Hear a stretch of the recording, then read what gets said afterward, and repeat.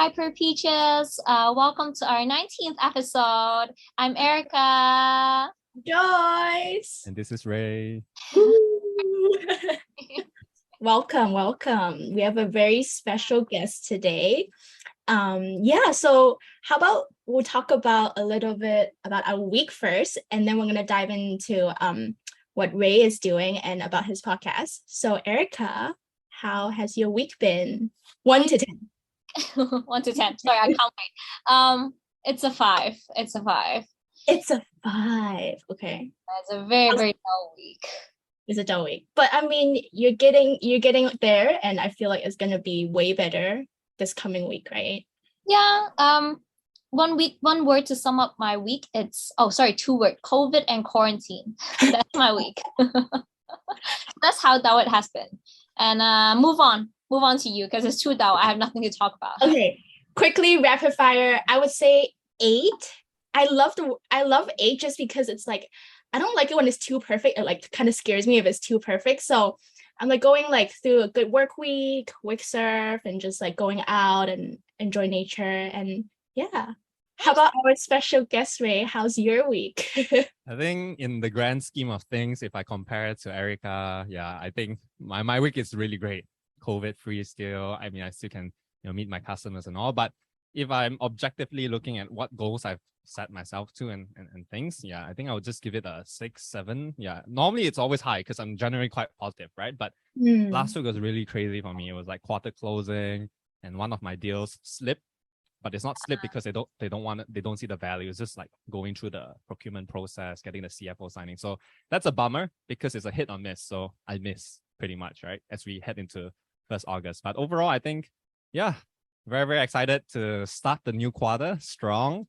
And before that, be part of the Hyper Peaches community. We have talked about this guest podcast for the longest time. And it's finally happening. So happy about that. Yeah. Seriously. It's about time. So how about Ray? Why don't you talk a bit just like about yourself, an introduction, and then about your podcast. All right, sure. Yeah. So just a quick elevator pitch about myself. Born and raised in Malaysia. You can hear from my accent. So people think I'm Singaporean sometimes because Singapore, in terms of the market presence or what they do, it's more broader, right? So so I get quite a lot of questions. Are you from Singapore, Malaysia? Yeah. So just to make it clear, born and raised in Singapore, but I did spend some time in Singapore for my high school before, going to Hong Kong, HKUST. And that's how Erica and myself, we met. We were part of the Dragon Boat school team, did that for 1 year, and then felt like, there's a lot more meaning in life rather than just paddling, 4 times a week, which I really liked. And it was a great community. And I also met Betsy. Yeah. So you can see like I'm someone that is like, as I talk, I end up branching out to more topics, right? But just to keep it concise, right? So USD, finished that, and then decided like, hey, Hong Kong is a great place to stay on as a career, and got into the tech industry and have been in the tech industry since I graduated. Yeah. So that's 5 years. And then 1.5 years ago, I think we were discussing, that's where, Talkla, my baby, my passion project was started.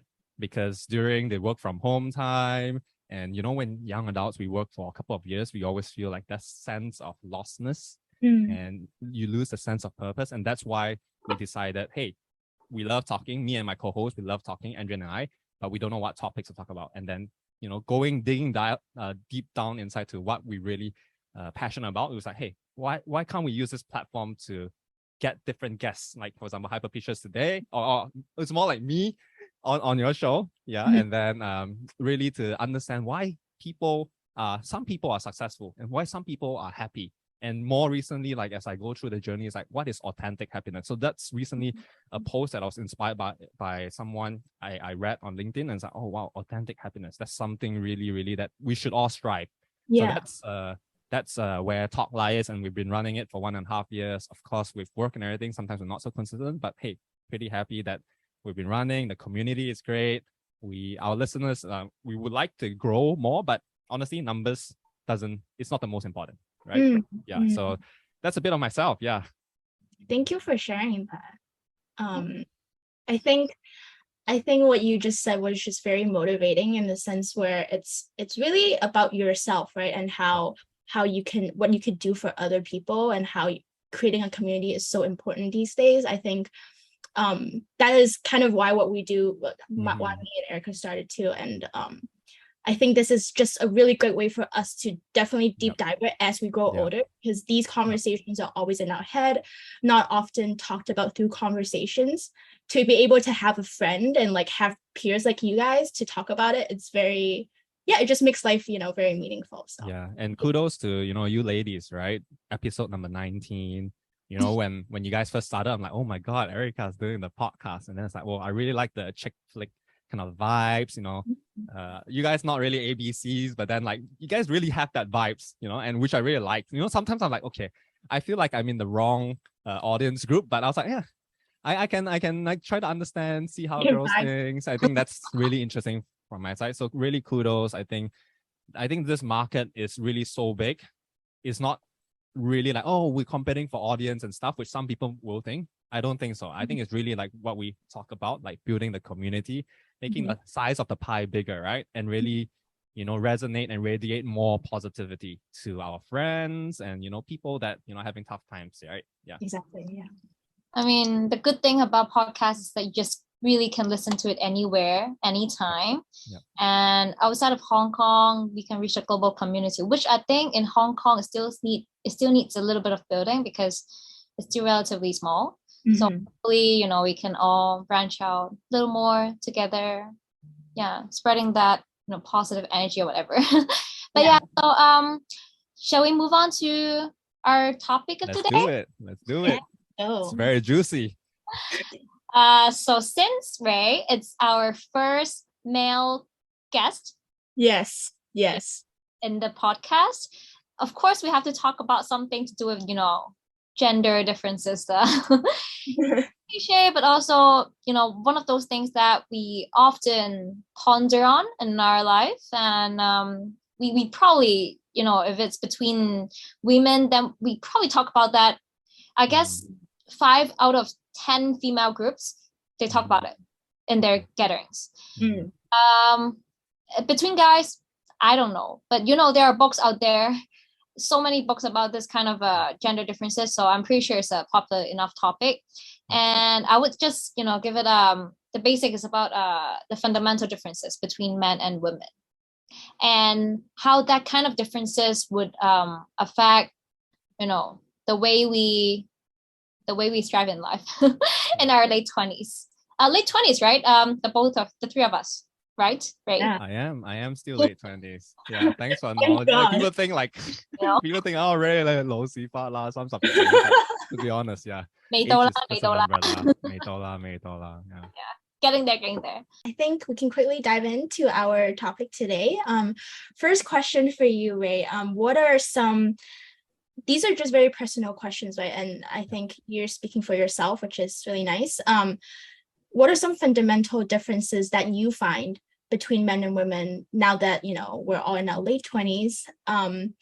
Just in the broader scheme of things, in terms of, career, in terms of your love life, in terms of your timeline, your plans, personal goals.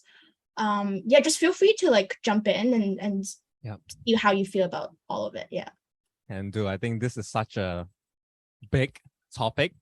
It's always keeping us, it doesn't keep us awake at night, but it's always lingering in our thought.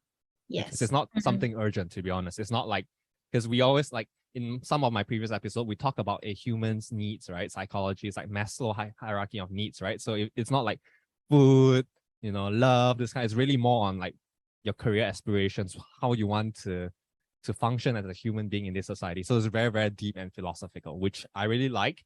And sometimes I don't have all the answers, but maybe, to really answer the question, right? I'll answer more from a broader standpoint, because I understand like I'm here to represent from a guy's perspective. And then what do I see in terms of the differences between the female? And then the second part of it, I'll answer more from myself personally and what are some of my thought process in those different aspects. So let me start from the broader sense, right? Okay. Broader sense, I think people will also see and expect this answer. It's like, I would say it's very similar, to be honest, in terms of the expectations in life, right? Everybody wants to be successful. Everybody wants to be driven. They want to, have work-life balance. They want to eventually, I think starting a family, that depends, right? That's really depends on the personal person, whether guy or female, right? That's really up to you to feel like, hey, you're ready to start a family. So from a girl perspective, I'm ready to mother kids, and for a guy's perspective, like ready to plant the seeds to grow a forest or something, right? So I think from a broader perspective, I think everyone always will aspire to hope to be better versions of themselves, whatever that version that may be. That's where I'll go to my personal side to really explain. But I think just one fundamental difference, which I think Erica have already brought up in our offline chats, was that the time factor really is different from guy and girl, and that's also coming from society pressure, but also from biological standpoint. Because from females, right, it's very like, I think this is like a known fact, so it's not a stereotype. It's really a biological fact that, hey, women, when it's after 30 or even after 35, right, like how healthy the eggs are, it's really, really, different compared when you're in 20s. Early 20s, I mean, in this society, it's very rare that you have kids then, because there's just so much in life that you want to go through before you can actually feel ready to be a mother, right? So I think the period of late 20s, early 30s, that's really the sweet spot. And I think a lot of girls really think about this, and they get very, very stressed when they're not in the right relationship, when they're late 20s or early 30s, and then they just feel this unreasonable stress. And I don't blame them, because from a biological standpoint, right, that's like a time bomb that is ticking, right? Exactly. Hey, there's technology and stuff, late 30s, early 40s, have kids, it's possible. But of course, from that biological standpoint, it's just better. Your kids will grow up healthier and stuff. So I think I really resonate. And this is always a point that is constantly brought up in conversations when I have with my female friends, or even my fiance, right? She always say, hey, for guys, you guys are late boomers, right? They always have like, oh, the older you get, you have more sense of security and stuff. But guys, obviously, right, that like, just like in terms of the quality of sperm is different, right, when you're younger compared to older. So that's really one of the fundamental differences, I would say, from a biological standpoint, and the timeline of what achieves what, right? Because for guys, it's like late boomers, and then the more power or the more well-known you are in your career, then people are like, oh, you're more wanted, right? But for female, it's like, that's not the case. So that's also what society have shaped that. And I think we can definitely dive into more sub-conversations on that, but that's more from a broader perspective. So now I'll move to, myself from my personal. So Joyce, you did bring up quite a different, in terms of my career, in terms of how I want to do my friends, what kind of overall aspirations, right? So career-wise, right, I think early 20s. Okay, when I graduate, I was already like mid-20s, like 24, because I'm like, I don't know, like in Hong Kong, people tend to graduate faster. And I think that's the world standard. But I think that doesn't matter. Like my path was like, that led me to Singapore. I did IB, took more time. And then in Hong Kong, when I came, it's like, hey, I'm already 20 years old. And everyone's like 18. I'm like, the heck? Cool, man. So I naturally already have the age advantage compared to like, like females in my counterpart, which honestly doesn't make a difference. I don't disclose my age, so people just assume like, oh, this Ray is 18. Yeah. But anyway, that's a really segmenting. That's what you thought? That's what I thought. Yeah. So when I tell like, hey, I'm actually 2 years older, and then like, huh? Like, yeah, like 93年 because everybody is like 95. Then I was like, what's the problem? The same. Does that make me more attractive, a better man? Yeah. But I can see like people's like, oh my God, he's like older. I'm like, what's the problem? So anyways, that's just a fun segue. So I think what was my expectations, like when I was like fresh out of work, right, is really to learn as much as I can, give as much as I can to the company, show impact. But I don't really think about what do I want. So that has really progressed, right? Like I think we all go through that thing because it's our first job. We're so scared, right? It's first time going into the corporate world, and we hardly think about, what we want. We did think about that when we're choosing jobs, but then we figure out like, hey, it's so hard to get a job, right? And then we just, okay, whatever it is, we just take it. And then once you take it, it's like, I'll do whatever it takes Yeah. to get a good evaluation from a manager or like colleagues and stuff, and with whatever customer, right? Yeah. So we really focus on the company's KPI in that sense, which is not wrong, right? It's very normal.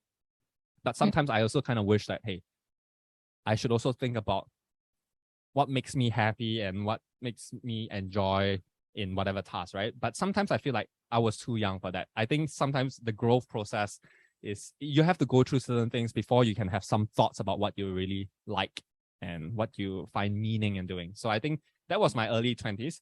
And then now in my late 20s, you know, work around, you know, 5 years, just past the 5 years mark, in fact.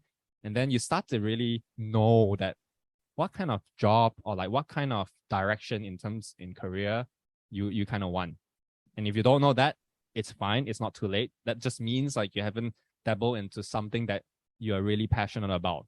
And that's still part of the discovery process. So everyone has their own timeline. But for me, I think the next 2 years is really to go deep in data and AI and really build something. So now like my current role is like in Databricks, and Databricks is really I would say semi-startup. We run it as a startup, but there's, you know, more than 3,500 employees globally.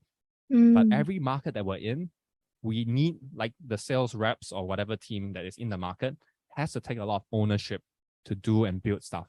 So I would say like this is like for me like the perfect platform for me to number one, build my ecosystem and build a career out of this. Because once I actually have that building something from scratch to something, I feel like it's going to be very valuable. And hopefully, you know, 2, 3, 4, 5 years, maybe, like I hope to, you know, manage a team. So that's something like from a career aspiration. Hey, I want to manage people so that I can give value to people that I'm managing, right? And also hopefully like they find some meaning in whatever that they do, right?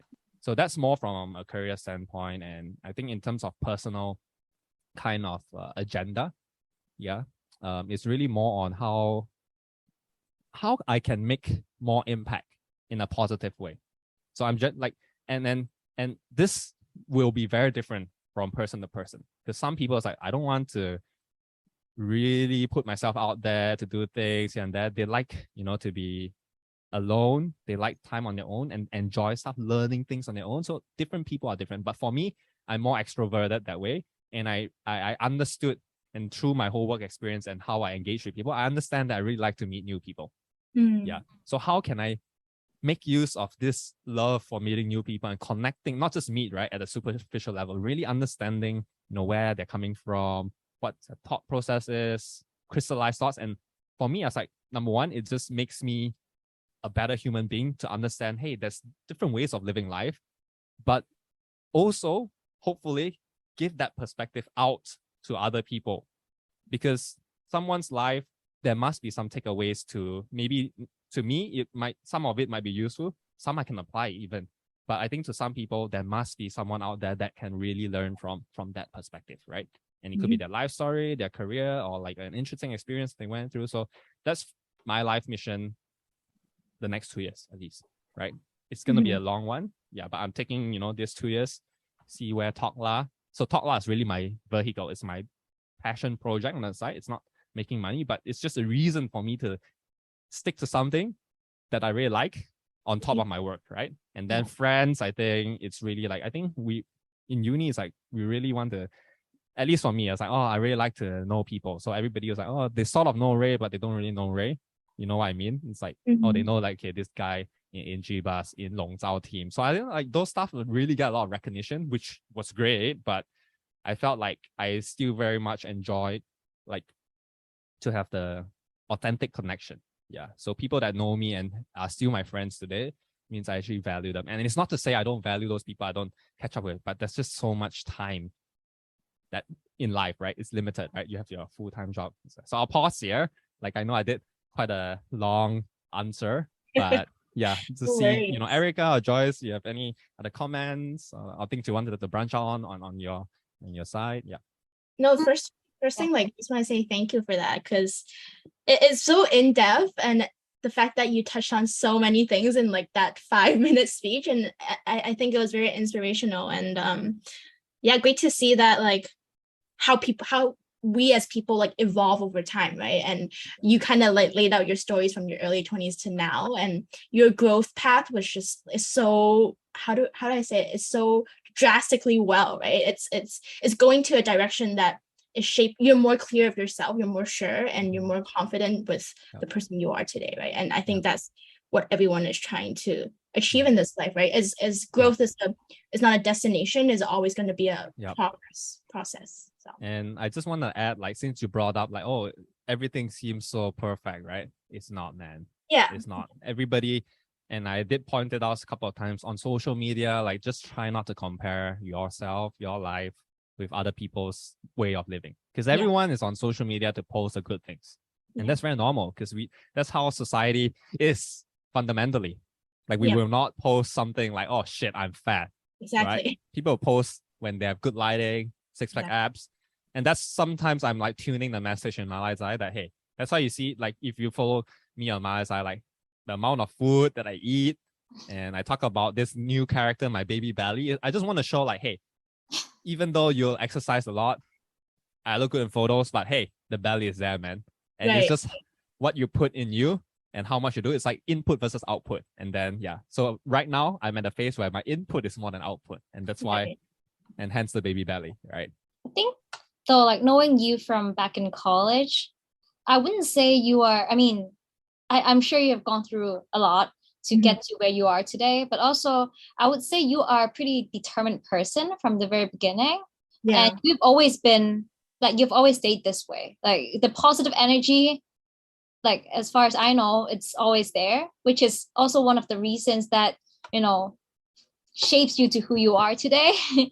And also when you talked about the career aspect of men and women, so that kind of just pops one question in my head. Do you think, like, a lot of the women out there, because of also the security that they crave for, a lot of the women, when they started as fresh graduates, they kind of just knew what they want, and they just go straight to the, you know, keep aiming towards that position and just go up. Whereas for guys, it's mostly like they keep their options open, they keep exploring, because a lot of them, I guess, would also, I can't say if it's ego or what, but, you know, a lot of guys really want to be their own boss, to be entrepreneurs, to start their own business. So it's also that thing that makes them keep wanting to explore and explore until the point where perhaps they can, you know, the word and just get to there instead I'll assume of that I understand.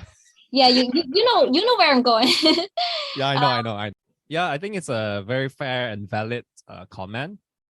Sort of a stereotype, if you will, right? Yeah, because at the end of the day, I think it really depends on person to person. And maybe if you go through, you know, the local education, and then you don't really expose yourself to a lot more international stuff. But even in the international world, these kind of stuff happens. It's just not so and like, there's just more internal champions of women saying, like, hey, do what you really want, and not just like you know, something that, you know, gives you security in terms of career, right? So I think, I also dabbled into a few podcasts, you know, women getting other women up on the podcast to share their insecurities and going through. So I do, like, I think there's no right or wrong way to answer it. And there are fundamental differences based on cultural. So we can stereotype based on culture at least. But I think for guys, I don't think, like, at least in my group of friends, and we know, right, from not, like, guys wanting to be their own boss, that's not true, right? For all your friends, like, you will know, like, some guys, they're just like, I'm happy in my work, I finish and then done. I mean, and they just want to enjoy life. Not everyone, So I think, like, for me, I don't see that as like one of like the biggest, but just to give a conclusion, I think for girls, in some ways, if they are really looking for security, like, if money is like one of the biggest factor and stuff, they might, like, that really depends, right? Some girls, or like guys, right, they would sacrifice their identity or fulfillment, right? If they see it like, okay, IBD or bank, right, and they have to work so long, right, but what drives them, their motivation, right, and their purpose in life is like, hey, I want security from a monetary standpoint. And then that's why I can resonate, you know, guys or girls doing that, to go through that process, just so they're very focused instead of, you know, beating the bush and stuff. Yeah. But I very much resonate and agree that you know, different people are different, right? Some people really know what they want, and that's really great. That's really, I think, 20-30% of people. Yeah. 70% of people would, you know, don't really know what they want, which I fall in that bracket. And I kind of have to, you know, ask a lot of questions to yourself that you cannot answer. And you don't need to answer at that period of time. It's just true. But what helps is, like, through whatever experience that you do, really ask questions on how you're feeling. Yeah. Then, are you happy doing it? Like, if you're happy, why? You might not be able to answer why, but if you feel good, just mark it down, right? And then soon you have a checklist, mental checklist or iPhone checklist or whatever, right? To know, like, hey, I think I kind of like that industry. I kind of like mixing with this group of people. And then soon you ask why, and then you just start to have something to anchor to, right, yourself. Because I think a lot of people is like, how and why, yeah, but they're not really digging deep, or like just be more self-aware on what kind of experiences that they go through. And that makes it very hard for people to help them, right? And then they go to different groups of people. Hey, Joyce, yeah, let's say I'm American. I say, hey, Joyce, I'm feeling this way, that. And then you don't have any, you know, constructive kind of awareness about yourself. And then Joyce will be like, oh, I'm going through this. And then Joyce will, you know, feed you her perspective. And that kind of influences you, right? So that's actually not very healthy. And that's why, I mean, that's how human beings work, right? The people that we mix with, we sort of become like them. So you have to make a very conscious kind of choice on what kind of person you want to be and stuff. And to do that is like really ask questions when you're going through something. Different jobs, hanging out with different people. Do you feel happy? Do you feel inspired? Yeah. And then link it back to what you want to achieve. Yeah. And then I think the answer will be, it won't be super clear cut, but at least you have like a checklist on what you can anchor yourself to. Yeah. I know it's a very fluffy way to answer, but hopefully there's like key takeaways, right, from it. Yeah. Yeah, I think so. Like I was just gonna ask you, like, to sum up this, right? What were some, I think you kind of already mentioned it, like just really looking inwards to yourself and keeping a checklist and being more self-aware as you go through each process and each work or career path or whatever. Just make sure you look inwards, right? And think of other people's standpoints as well. But yeah, just like, I guess lastly, rapid fire, if you would say, like, what are some on top of your head, like, because we have so many pressures, like day to day, right? And as you grow older, you're so aware with, oh, these are the pressures that I have to wear. How do you kind of maneuver that, right? And stay sane and stay, you know, who you are and humble at the same time? Like, what do you want to share to the listeners that, oh, these are the tips that works for me, and hopefully, you know, you could also take away? Yeah, I think before I go to the tip, and I just wanted to set the context so that people know where I'm coming from to give these advices. So my fiance Betsy always pinpoints that I am too greedy, right? Because I'm greedy in what sense? Like, because I'm very opportunistic and positive, right? I would see the world too optimistically sometimes, right? And then I overcommit to different things I want to do. So if you look at my profile, like, okay, I have a full-time job, but a lot of people think like, okay, this guy's full-time job is super chill. It's not, right?